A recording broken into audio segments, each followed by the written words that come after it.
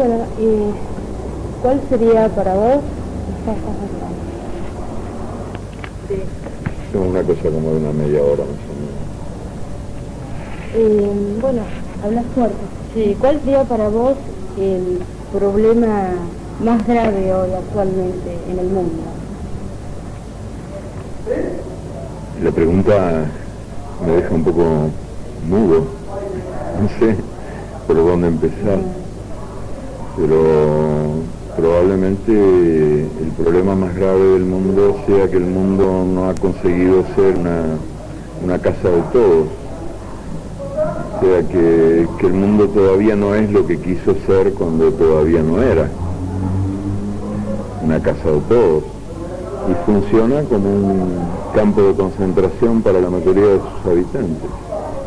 Quizás sea ese el problema más grave del mundo, que quien no sufre hambre de pan, sufre hambre de abrazos, o sea, hay una mayoría de la humanidad condenada a la pobreza, al hambre y a la miseria, y hay una totalidad de la humanidad condenada a la soledad y al desencuentro y a la incomunicación. Entonces no es muy estimulante el panorama del mundo del fin de siglo. El que no se muere de hambre se muere de aburrimiento. ¿Y cómo ubicarías, por ejemplo, bueno, en Latinoamérica, qué parte de este mal le tocaría? La falta de abrazo, la falta de pan, las dos cosas. Las dos, y yo creo que además en esta región del mundo se está dando un fenómeno que multiplica esas dos hambres, que es la urbanización acelerada, o sea, el desarrollo de grandes ciudades, de ciudades inmensas, que ya al fin del milenio, al fin del siglo, que es también fin del milenio, son las ciudades más grandes del mundo. O sea, América Latina tiene las ciudades más grandes del mundo. Y en esas ciudades más grandes del mundo hay mucho desamparo y hay mucha violencia. Funcionan como grandes escuelas del crimen. Y pienso que esto es un fenómeno relativamente nuevo, o sea que tiene poco que ver con la realidad de esta región del mundo hace medio siglo, cuando todavía la gran mayoría de la población era campesina. Ahora en el Uruguay, por ejemplo, los campesinos caben todos en el Estadio Centenario, y probablemente te sobre sitio. Hay una afluencia masiva a las ciudades, sobre todo a las ciudades grandes, a las Babilonias nuestras, donde la gente acude desesperada, expulsada por la mecanización rural o por el latifundio, porque la tierra no da, o sea, por la erosión progresiva de las tierras, y en busca de esperanzas nuevas, de encontrar educación para sus hijos, de poder abrirse un camino, de poder ser algo, de poder ser alguien. Y en las ciudades se encuentran con realidades muy duras, ciudades que funcionan como grandes garajes al servicio de los autos y que desprecian a la gente, y donde la contradicción social se vive de una manera mucho más dramática que en los términos tradicionales, y que generan violencia, mucha violencia. ¿Y qué proyecciones harías vos, o cómo lees, qué lectura harías con respecto a la situación de Cuba, ¿no? ¿De Cuba? Cuba está, yo no haría ninguna proyección. Si fuera un profeta profesional me moriría de hambre porque me salen mal todas las profecías. Pero además no creo en los que hacen profecías y proyecciones. No creo ni en Nostradamus ni en ninguno de los equivalentes modernos, me parece una chantapufis total. Creo que hay que ser más modesto ante la realidad y tratar por lo menos de interpretar un poquito, aunque sea un poquito, lo que tenemos delante, y tratar de recuperar el pasado en la medida en que se pueda, antes de ponernos a predecir el futuro. Te diría que la situación actual de Cuba es muy dramática, que Cuba está muy solita y que somos muchos los que en el mundo todavía esperamos que Cuba pueda mantener viva sus dos cosas más importantes, sus dos más lindas fuentes de energía, que son la capacidad solidaria y el sentido de la dignidad, que es lo que todavía hace a Cuba un fenómeno excepcional en el mundo. Porque quieras que no, con todas las discrepancias que se puedan tener con el régimen cubano y con la estructura de poder en Cuba, Cuba es un símbolo de dignidad para los latinoamericanos. Y los cubanos no se equivocan cuando dicen que los latinoamericanos somos más latinoamericanos desde la Revolución Cubana en adelante, eso es verdad. Así como también es verdad que se han cometido muchos disparates, errores, y que hay muchas cosas de la realidad cubana que no me gustan, como por ejemplo la hipertrofia del Estado. Yo no creo que la solución a la religión del mercado sea la religión del Estado. Por otro lado, la hipocresía que preside esta especie de gran reunión universal contra Cuba que cada día celebran los medios de comunicación y los sectores dominantes, creo que te revuelve el hígado en una medida tal que eso es más poderoso que cualquiera de las discrepancias que pueda uno tener, ¿no?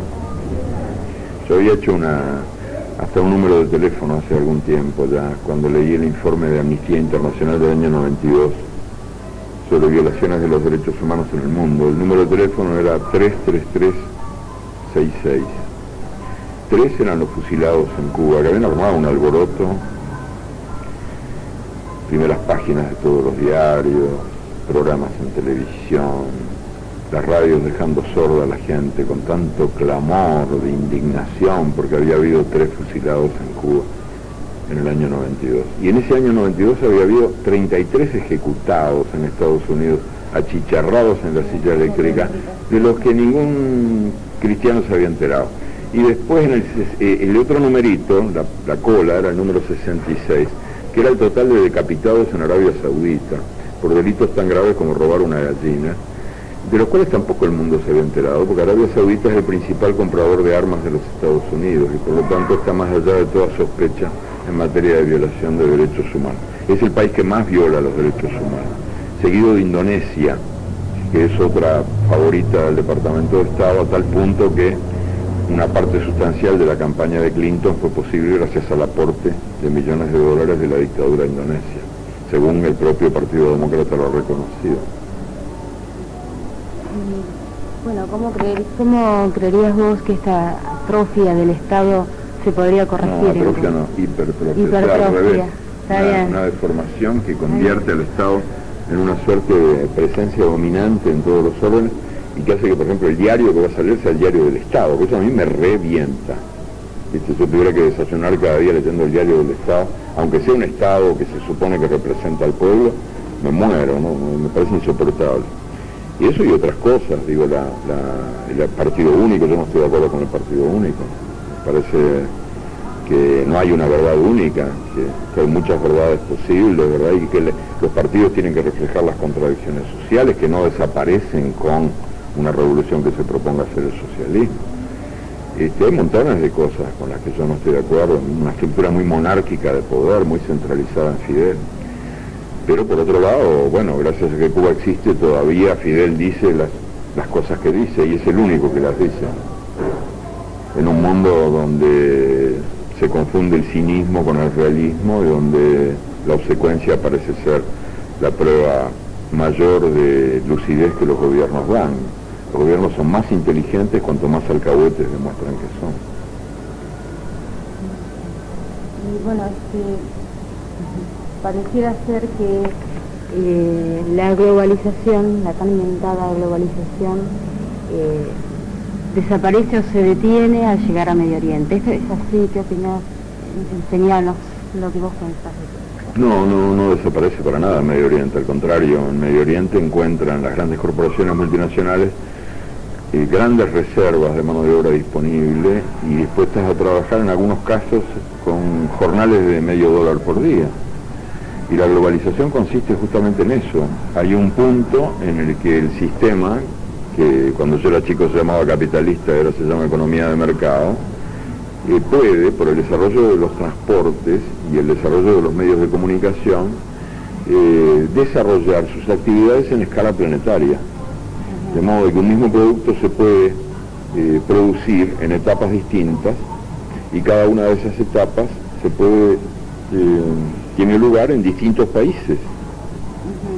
Eso que antes era impensable por problemas de transporte justamente y por problemas que tienen que ver con la conducción del proceso de producción, ahora se da de la manera más natural, ¿verdad? A partir del desarrollo de la cibernética y por el desarrollo de los transportes también. Entonces, bueno, pues el capital acude ahí donde tiene libertad de contaminación y salarios enanos, como es lógico. Y es justamente en los países de Oriente donde suele ocurrir la coincidencia de los dos. También en América Latina, aunque en menor medida, ¿no? ¿Y por qué hay como una lectura de que se parara en Medio Oriente? ¿Por qué nosotros, desde Latinoamérica, desde este lado del globo, está esa sensación, incluso los medios lo manejan? No, yo nunca leí eso. Que la globalización no incluya a Medio Oriente. No le incluye. ¿Por qué es la sensación de que llega hasta ahí y Medio Oriente no está incluido en la globalización? En general, como si eso fuera algo latente. Claro, parece que hay una opinión general de que los sistemas de los países del Medio Oriente no encajan en los sistemas por ahí de lo que se llama, de lo que generalmente se habla como la globalización.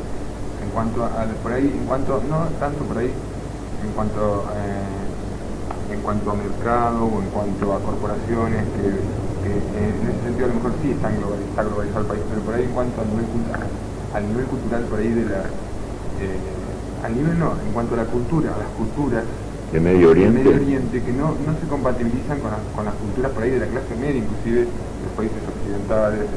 No sé, eso es muy relativo, porque que yo sepa, Medio Oriente está articulado además al sistema universal de producción por el petróleo. Digo, la fuente primordial de producción es el petróleo, y no cabría imaginarse un fin de siglo con un capitalismo más o menos próspero sin que fueran muy seguras las fuentes de abastecimiento del petróleo, que sigue siendo la energía que mueve, ¿no? La fuente más importante de energía. Yo no soy especialista en este tema, pero digo por sentido común, me parece que los países del Medio Oriente están articuladísimos con el sistema. No sabía que no estaban, por lo menos no lo había oído yo, pero puede ser que no estén.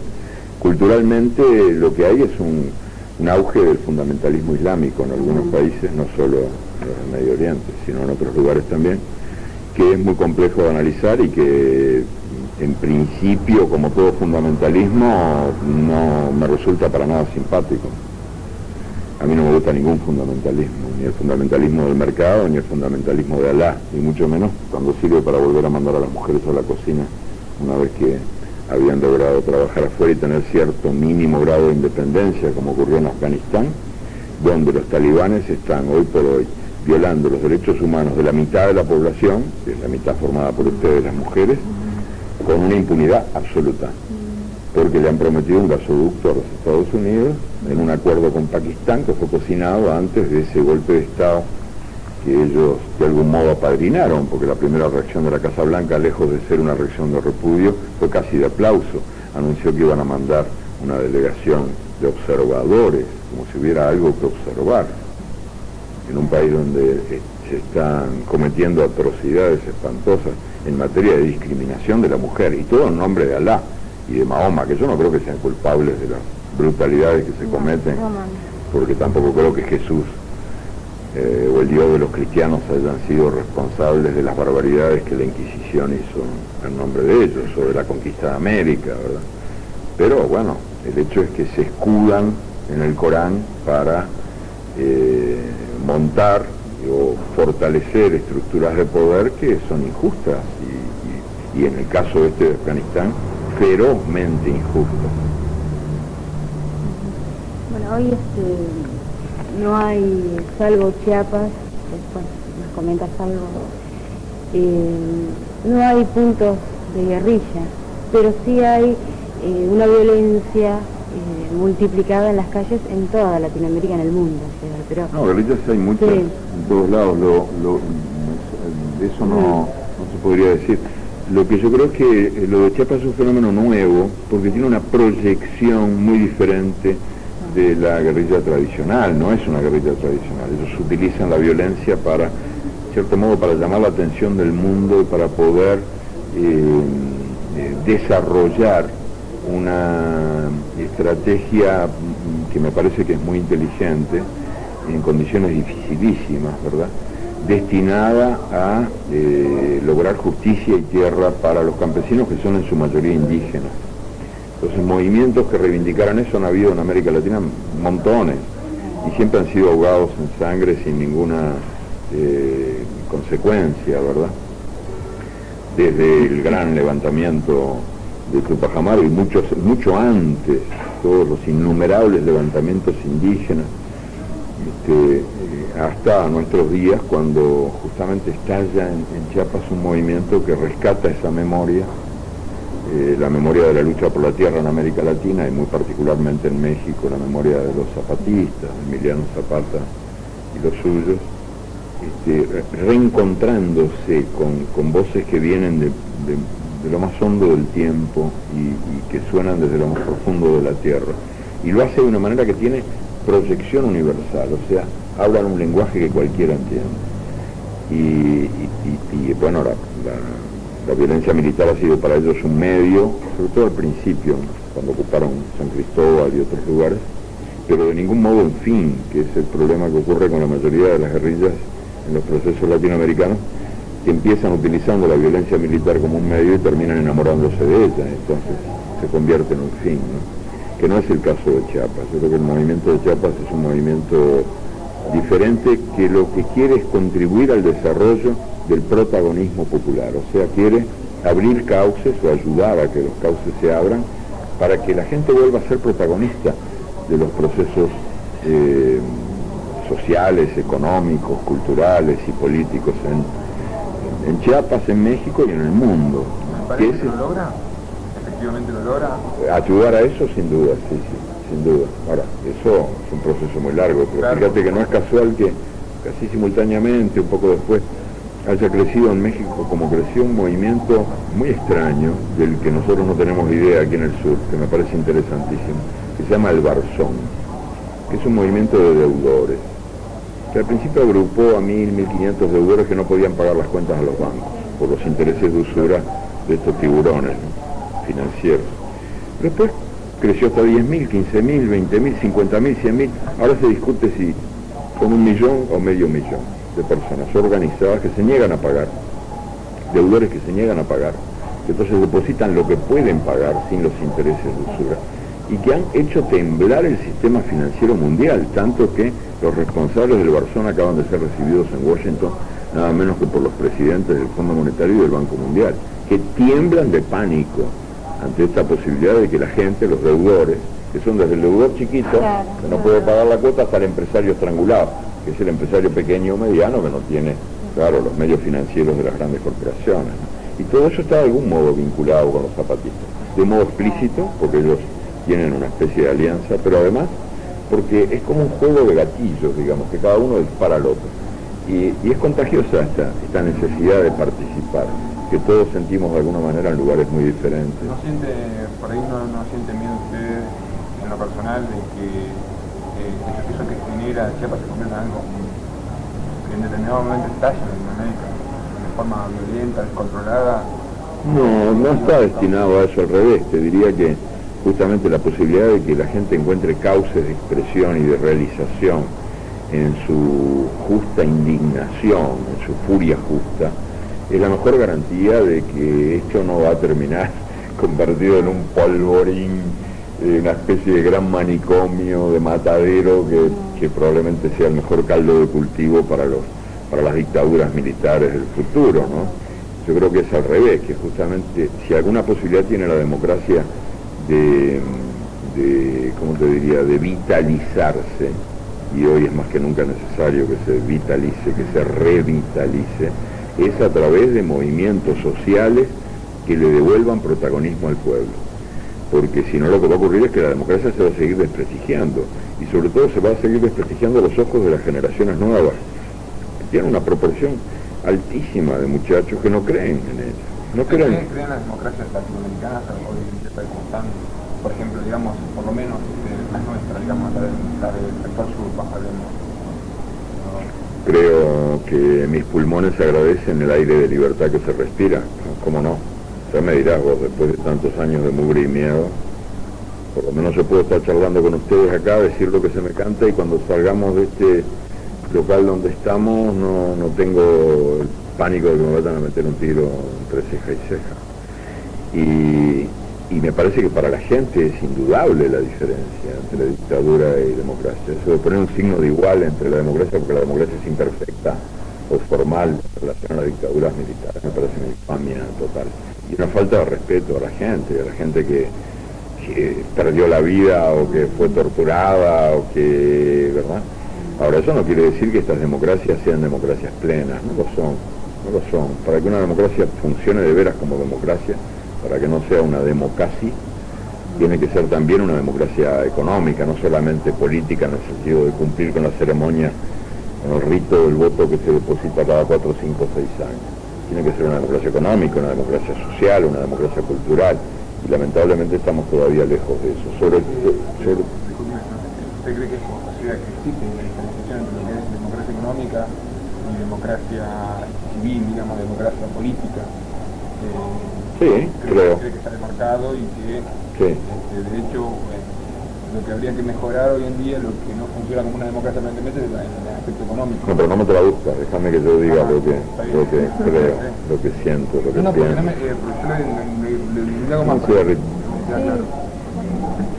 La democracia quiere decir, ¿verdad?, en su raíz etimológica, poder del pueblo. Para que el pueblo pueda de veras desarrollar su poder dentro de un sistema que se supone que lo expresa, tiene que ser el protagonista central de ese sistema. O sea, en una democracia, si es de verdad, el pueblo no está en la tribuna asistiendo al partido, sino que está en el centro de la cancha jugándolo, es el soberano. Entonces, por eso te digo que me parece importante lo que están haciendo los zapatistas y muchos otros movimientos, que a veces funcionan de manera muy humilde, desde los barrios, en el desarrollo de las comunidades, que es esta conciencia de la necesidad de que la gente sea protagonista del sistema, en un sistema que la verdad es que no hace nada en esa dirección, al revés. En el mundo contemporáneo somos cada vez más los opinados y cada vez son menos los opinadores, y en las llamadas democracias que se supone que son ahora casi unánimes en el mundo, la proporción de protagonismo popular es mínima, ínfima, y en general se reduce a la cosa ritual y formal, ¿verdad? Entonces lo que es necesario es profundizar la democracia. No renegar de ella, sino profundizarla. Y para profundizarla, yo creo que hay que luchar para cambiar un sistema económico que es antidemocrático, donde los que tienen mandan infinitamente más que los que necesitan, donde la educación es el privilegio de los que pueden pagarla y la policía es la maldición de quien no puede comprarla. Parecería como que se conforma para el futuro a lo mejor una especie de nuevo medioevo, una cosa donde ciertas corporaciones económicas también señores feudales y las clases medias y bajas también haciendo lo cierto.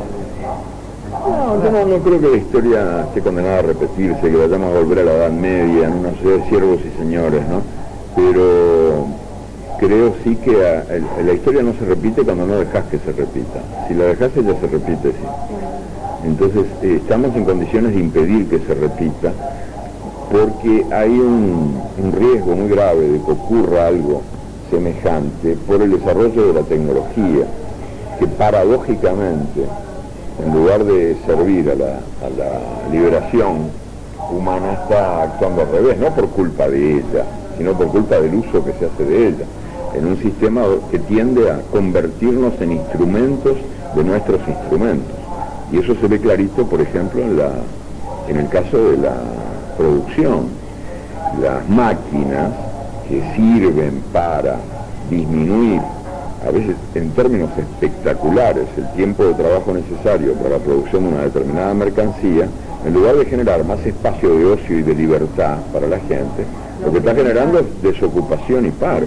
Pero, ¿por qué? Porque hay un sistema muy loco gobernando al mundo, ¿verdad?, que no es el único sistema posible, y que yo creo que es un sistema que requiere transformaciones muy profundas que no pueden ser hechas desde arriba, sino en un proceso de cambio que tiene que empezar desde abajo, y que por ahí se va a dar de manera muy humilde, ¿verdad?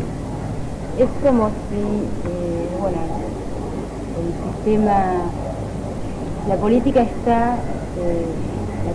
social está trabajando en pos de una política económica internacional, solamente dirigida a un sector. Los que caen de ese margen quedan condenados sí o sí a salvarse, a autoabastecerse en trabajos comunitarios, como si hicieras como un...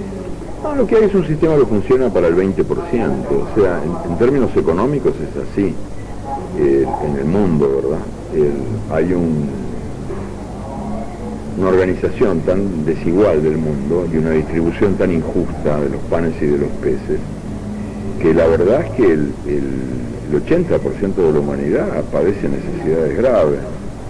Y lo que es más grave todavía es que el desequilibrio entre los que tienen y los que necesitan es cada vez más agudo. O sea, el Fondo Monetario Internacional y el Banco Mundial, que no son muy rojos y tampoco muy verdes, aunque ahora están disfrazados de verdes y se han convertido súbitamente a la militancia ecológica, reconocen en sus informes, los dos organismos, que entre 1960 y 1990, o sea, en apenas 30 años, en apenas 3 décadas, la distancia entre los que más tienen y los que más necesitan se duplicó. O sea que la brecha que separa a los pocos ricos de los muchos pobres es hoy por hoy el doble de grande de lo que era en el año 60, aunque en términos absolutos la situación de la gente en muchos lugares del mundo ha mejorado.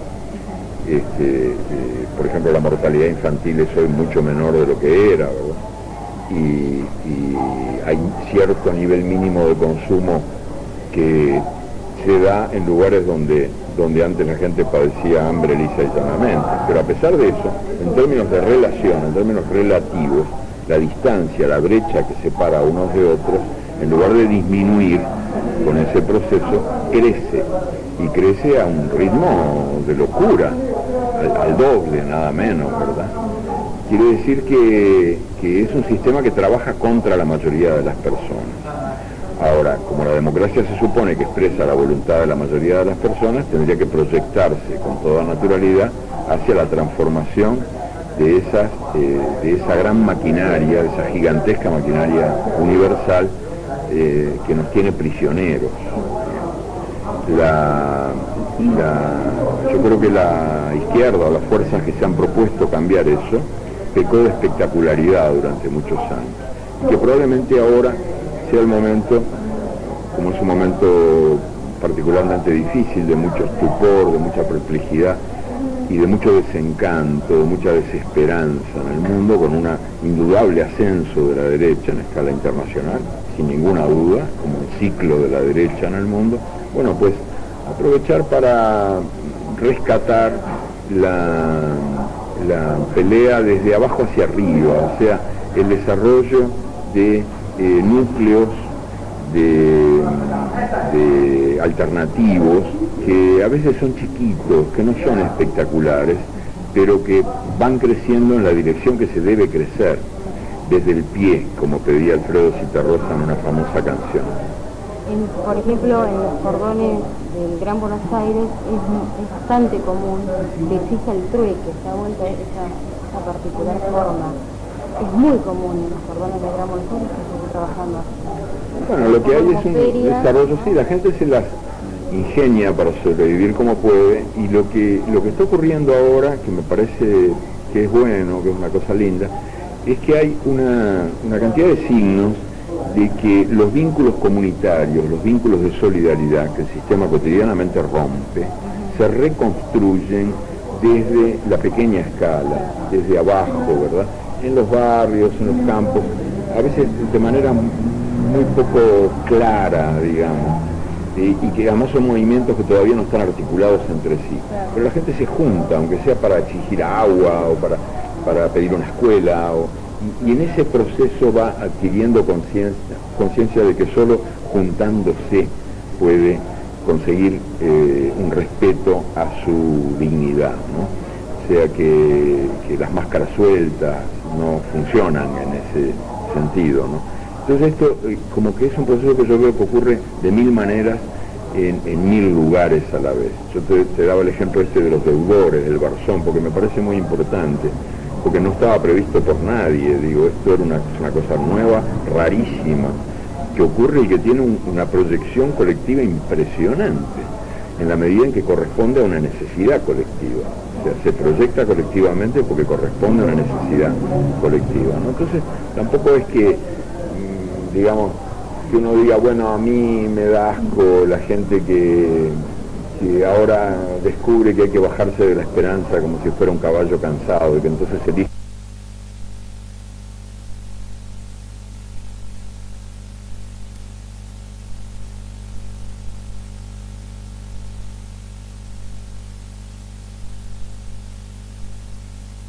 en la medida en que corresponde a una necesidad colectiva. O sea, se proyecta colectivamente porque corresponde a una necesidad colectiva, ¿no? Entonces, tampoco es que, digamos, que uno diga, bueno, a mí me da asco la gente que ahora descubre que hay que bajarse de la esperanza como si fuera un caballo cansado y que entonces elige el cinismo como si fuera el único modo posible del realismo, ¿no? Todos los que dicen que hay que acomodarse, que hay que adaptarse, que hay que olvidarse, que hay que arrepentirse, los grandes borradores de huellas que uno encuentra por todos lados, ¿no? Que dicen, yo, bueno, en mi juventud cometí errores. A ver los errores, ¿cuáles fueron esos errores? Por ahí el error fue creer que el mundo puede cambiar, que la realidad es cambiable, es transformable, ¿no? Y eso, lejos de ser un error, es un acierto, es verdad. Yo soy de los que cree que el mundo puede y debe cambiar, que el mundo merece ser otra cosa. Y por ejemplo, Argentina, ¿cómo la ves? ¿Le podés encontrar similitud a otra época histórica de Argentina? ¿Podés proyectar para un lado? No, bueno, siempre hay una continuidad de la historia, claro, ¿no? La historia, la realidad de cada día no brota de la oreja de una cabra ni de una hoja de repollo, como nos decían que nacían los niños, ni la trae ninguna cigüeña en el pico, sino que la realidad de cada día nace de la realidad de ayer y de anteayer y así, ¿no? Es el pasado el que genera el presente. Pero creo que probablemente nunca en la historia argentina se había dado un proceso de desnacionalización tan acelerado, de privatización de la economía y de la vida tan acelerado. Se puso bandera de remate al país, ¿verdad? Con el pretexto de la modernización y utilizando como coartada el hecho cierto de que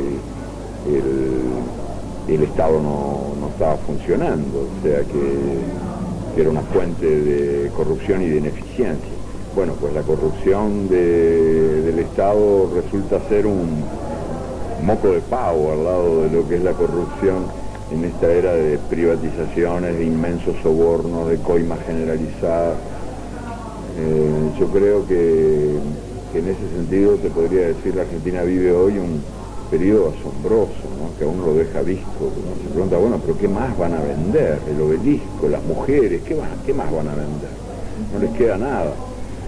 Y esto, claro, ha producido una falsa sensación de prosperidad en algunos sectores de la población, porque hizo correr dinero, bueno, en la medida en que se vendió todo a precio de banana, pero se vendió y en definitiva eso introdujo dinero. Y después como durante bastante tiempo la Argentina fue la niña bonita de los grandes centros financieros internacionales, bueno, pues hubo también préstamos caudalosos, que soy un país más endeudado de lo que era cuando la privatización empezó, y se ha privatizado también de algún modo la vida, ¿no? La vida de la gente. O sea, se instauró en escala así jamás conocida la sociedad de consumo como única sociedad posible, con un sistema de valores derivado, la idea de que arreglate como puedas, de que cada cual en lo suyo, de que el buey solo bien se lame, de que todo vale, en definitiva. Y afortunadamente también hay en la Argentina esa energía solidaria, que yo te digo que se está desarrollando de mil maneras y que nos permite creer que esto es una penitencia en la vida del país, pero no un destino. Hay en todo este despliegue que hay a través de los medios de difusión en este momento en Argentina, de atacar, bueno, el sistema judicial, el engranaje de cómo funciona. Yo le veo un riesgo, es toda una supuesta lucha contra la corrupción, es un mecanismo muy perverso para quitarle un poco de credibilidad a la gente de lo que es, bueno, el sistema judicial en la democracia. ¿Cuál sería ese riesgo para vos, todo lo que abarcaría ese riesgo? ¿Qué se puede compartir? Sí, yo no sé si ese riesgo existe, digo, las denuncias concretas de casos de corrupción, de jueces como Branca, Probato, claro, pero no tienen, por ejemplo, no creo que eso afecte así la verdad es que el sistema judicial en todos los países nuestros sombra de lo que pasó con Cabeza, de que jamás se vaya a resolver, como también lo de ¿quién sabe, no? ¿Quién sabe eso? O sea, ese es el pensamiento que está instalado. Tengo la impresión de que no, de que en los últimos tiempos ha habido al revés un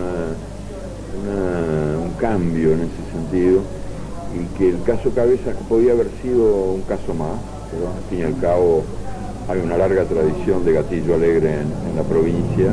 La policía de la provincia está acostumbrada a matar gente sin que pase nada o casi nada, y que esta vez es distinto, como que el país se hartó de impunidad y que ha empezado a cambiar. Eso yo lo veo con buenos ojos. Me parece que no hay motivos para decir que esto jamás se va a aclarar o que va a quedar así. Me da la impresión de que no, de que hay una conciencia nueva en relación con estas cosas, y que eso nos permite alentar la esperanza de que, por lo menos de que la impunidad no va a ser tan total como ha sido hasta ahora, porque cuando te decía antes que las ciudades, las grandes ciudades, sobre todo de este fin de siglo en América Latina, funcionan como escuelas del crimen. Bueno, pues yo creo que esas escuelas del crimen tienen varias profesoras, y que la señora impunidad es una de las más importantes, en la medida en que los de arriba roban y no pasa nada, en la medida en que los de arriba matan y no pasa nada. Bueno, pues ¿por qué no voy a robar o a matar yo también? Puede preguntarse cualquiera de los muchos miembros de la familia de los de abajo, ¿no? Y también, claro, otras profesoras, la injusticia social, una señora todopoderosa en nuestros países, que genera crimen, claro, que genera violencia, mientras haya injusticia habrá violencia. Y la propia sociedad de consumo, que también te enseña a delinquir. Cuando vienen a veces algunos expertos acá de estos latinoamericanólogos que hay en las universidades de los países ricos, que yo los veo ahí que tienen sus esquemitas tan perfectos, ¿no? Bueno, me preguntan qué me parece. Yo les sugiero que lean las crónicas policiales de los diarios si quieren enterarse de cómo es la realidad en los países nuestros, ¿no? Creo que la realidad está más en las crónicas policiales que en las crónicas sindicales o políticas. Que la más política de todas las realidades es la realidad que cada día aparece en las páginas rojas. ¿Por qué? Porque la invitación al consumo es una invitación al delito. En sociedades que tienen estructuras de poder muy injustas y muy totalitarias, también, ¿verdad? Totalitarias de un modo a veces invisible, a veces hasta elegante. y que condenan a la inmensa mayoría de los jóvenes, de la gente joven, a la desocupación, a la pobreza y a recibir la orden de consumir, ¿verdad? Que los medios de comunicación, la publicidad, ese bombardeo incesante, ¿no? De que se está diciendo todo el tiempo que el que no consume no es, que el que no tiene no es, no existe, es una basura, ¿verdad? Estos muchachos que reciben ese bombardeo cada día, ¿qué van a hacer? ¿Van a trabajar dónde? ¿A cambio de qué? Hay muchos en América Latina, muchos chicos jóvenes que saben que no, que jamás conseguirán trabajo, o por lo menos que jamás conseguirán un trabajo en condiciones dignas, ¿no? Que les permita cumplir con las órdenes, porque es el mercado el que está dictando esas órdenes. Una pregunta, por lo que más o menos por lo que se habla, yo creo que hay una especie de tipo, como que alguien lanza una desinformación o lanza pautas para que la clase media, la masa, se informe lo más posible y de esa manera pueda hacer mejor control si es posible que eso sea así. Si es así, si es que existe si es que le parece que esto está organizado desde el poder, o sea, si es el poder el que organiza las campañas de información para la gente a través de los medios, a través de la publicidad, a través de lo que es tirar pautas así de consumo indiscriminadamente, sin ningún tipo de... No, son cosas distintas, ¿verdad? Bueno, creo, no sé, que son cosas que de algún modo están vinculadas entre sí, pero que no corresponde meterlas en la misma olla, digamos, porque por un lado están las apelaciones al consumo, que yo creo que son inevitables en un sistema que necesita ampliar sus márgenes de consumo.